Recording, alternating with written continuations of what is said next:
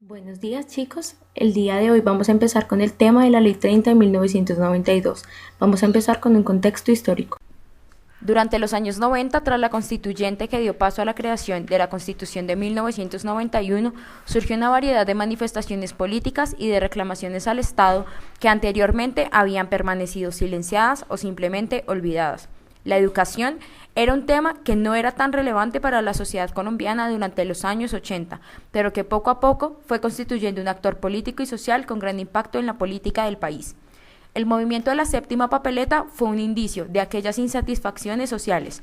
Como resultado de ello, para el año 1992 se promulgó la Ley 30 de Educación, por la cual se regulaba la educación. Las acciones del gobierno tomadas frente a la problemática que expone la Ley 30 de 1992 se encuentran orientadas y surgen de la necesidad de organización en el servicio público respecto a la educación superior, respondiendo así a algunas demandas de la sociedad, como por ejemplo la necesidad de garantizar la autonomía universitaria y la financiación requerida para la prestación de este servicio educativo. Lo anterior puede también verse como un medio para alivianar problemas que le conciernen a la sociedad en su globalidad y los cuales difieren de su importancia o efecto dependiendo del ámbito en el que se les analice. Sin embargo, a pesar de lo anterior, no se puede en ningún momento pretender ignorar el impacto que la educación controlada, regulada y vigilada, y por ello de calidad, que tiene en una sociedad y en un país en vía de desarrollo como lo es el nuestro. Según el enfoque de corrientes múltiples que propone John Kingdom, existen tres corrientes las cuales pueden encontrarse en la ventana de oportunidad para que pueda generar un producto de política pública. En el momento que se abre la ventana se da paso a la agenda pública. Las tres corrientes son los problemas, las dinámicas y las soluciones. Antes y durante el gobierno de César Gaviria en Colombia se vienen presentando una serie de acontecimientos los cuales se enmarcan como un problema para la educación. Este se convierte en una preocupación para múltiples actores interesados en solucionar los problemas que se ve reflejado en los siguientes puntos. La demanda de más 300.000 estudiantes que salen de las instituciones educativas básicas con el interés de ingresar a instituciones de educación superior y la insuficiencia en la cantidad de cupos disponibles para la educación son los problemas principales en cuanto a calidad y cobertura que presentaba la educación. El principal problema en los años 90 era el deficiente Sistema Nacional de Educación Superior, que tenía como causa la alta tasa de deserción en la educación superior, la baja formación integral, el bajo fomento de la investigación y la ciencia, la deficiente infraestructura de las instituciones tanto públicas como privadas y las limitaciones en el acceso a la educación superior para la mayoría de la población colombiana. La baja calidad académica en los programas educativos, insuficientes recursos para acceder al sistema, insuficientes presupuestos destinados a la educación superior, llevan como consecuencia una deficiencia en la cobertura a nivel nacional de la educación superior. Por lo tanto, la Ley 30 de 1992 atendía a la necesidad de mejorar en su totalidad el sistema de educación superior nacional. Esto para garantizar un aumento del desarrollo del capital humano, suficiente acceso a programas de posgrado, alto desarrollo de las capacidades de los estudiantes, el financiamiento a los salarios de los profesores y de la planta académica de las universidades públicas, el aumento de la inversión y el alto presupuesto público, la moderación de los precios del sistema educativo, el aumento en la calidad de los programas de ciencia e investigación, el desarrollo de las capacidades para cumplir el plan de vida de las personas y disminuir la pobreza. Durante el gobierno de César Gaviria existían 236 instituciones de educación superior, de las cuales el 30% eran oficiales y el 70% privadas.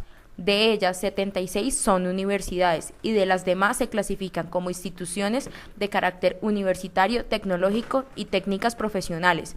Se ofrecieron 2.094 planes de estudio, 973 en instituciones oficiales y 1.157 en entidades privadas. La tasa de escolarización superior es de 11.3%, similar al promedio para América Latina. Sin embargo, en Colombia la oferta se ha expandido rápidamente. La matrícula de pregrado en 1989 era de 475.000 estudiantes. La participación del sector privado representa el 58% de la oferta, participación bastante más alta que el promedio para América Latina, que es del 35%.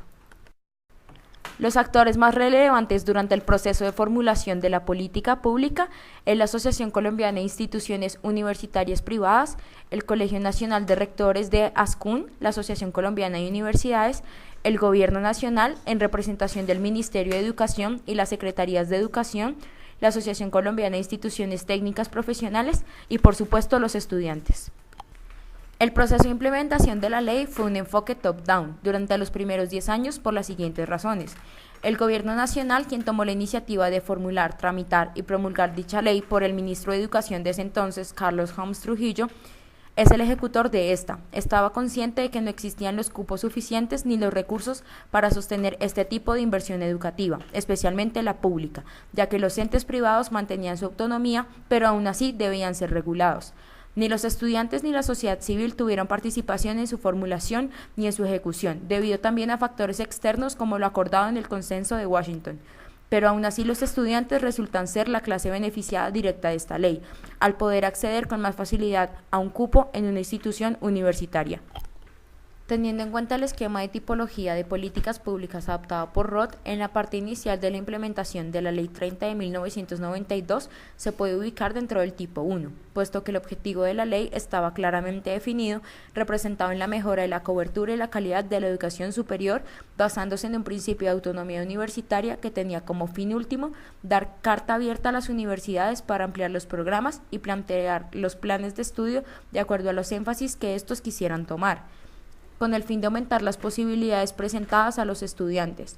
Por otro lado, podemos ver que el procedimiento que se da en la implementación de esta ley es flexible, puesto que se da a los implementadores una amplia autonomía para determinar los procedimientos requeridos para su implementación.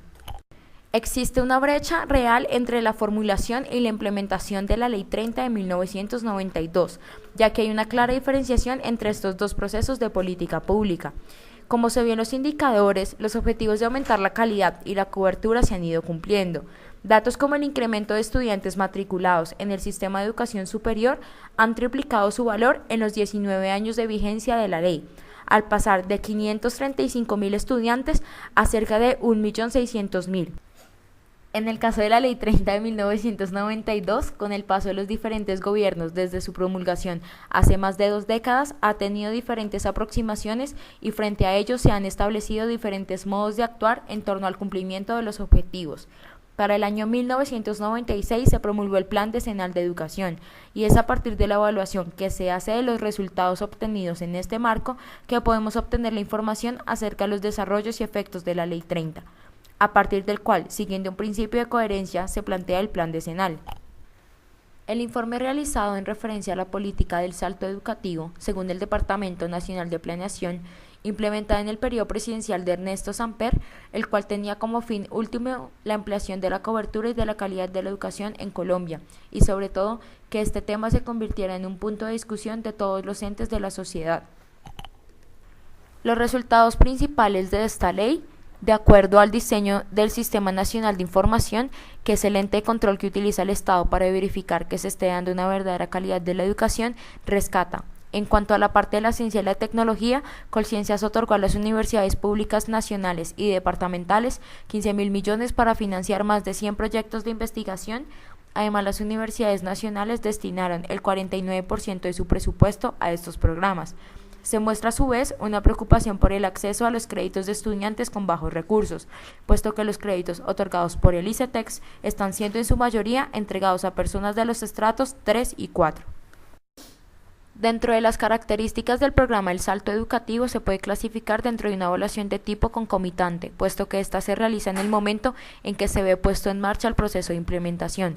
Lo que claramente podemos observar es que en este informe, debido a que vemos cómo se hace con el fin de controlar el buen desarrollo de los procedimientos previstos y permitir la detección de problemas para poder realizar los ajustes necesarios a tiempo. Debido a que no se ha desarrollado una evaluación lo suficientemente prolongada ni profunda de la Ley 30 de 1992, no se puede decir que se haya producido una evaluación ex post interna como lo determina Roth. Dentro de la evaluación externa de la educación superior, los principales resultados se pueden ver en que es posible considerar la ampliación de las instituciones de educación superior que cubren las necesidades profesionales, es decir, un aumento en la cobertura. Como segundo punto, el gobierno, por medio de planes, ha mejorado el acceso a la educación superior por medio de financiamiento como el ICETEX, proporcionando cupos y reduciendo los niveles de deserción. Con la evaluación realizada por el Banco Mundial, se planteó una reforma al marco legal para mejorar las condiciones efectivas del cumplimiento de la ley. Es decir, para el año 2012 la ley ya no estaba capacitada para ejercer una correcta implementación y los objetivos debían ser redefinidos. Esta reforma debía estar fundamentada en un mayor énfasis en la medición del aprendizaje y la integración en el sistema de todos los actores interesados. Asimismo, se debía hacer énfasis en la medición del aprendizaje, en otorgar un mayor financiamiento para la equidad y un mejor instrumento de focalización socioeconómica, reforzar los mecanismos de aseguramiento de la calidad, realizar mayores esfuerzos para promover la integración internacional, la investigación, la ciencia y la innovación. Una evaluación externa realizada por la UNESCO resalta los objetivos logrados hasta el momento, pero critica el manejo que se ha dado a las siguientes áreas, teniendo en cuenta que los propósitos o los productos esperados tras 10 años de implementación fueron ajustados en febrero de 2002 cuando se evaluó. Se incentivó programas del fortalecimiento de la educación técnica y tecnológica y se fortaleció la cobertura, especialmente por parte del sistema público. Sin embargo, para apoyar a los estudiantes de estratos bajos y de programas técnicos y tecnológicos, no se contó con los apoyos financieros. Se realizó un listado de puntos críticos que se exponen como recomendaciones y aprendizajes. Se evidencian los impactos en la educación hasta el momento, pero esta en sí no ha mejorado en su gran mayoría la situación de los estudiantes bachilleres que ingresan al nivel superior y que la calidad sigue siendo un problema principal que no se ha conseguido fortalecer.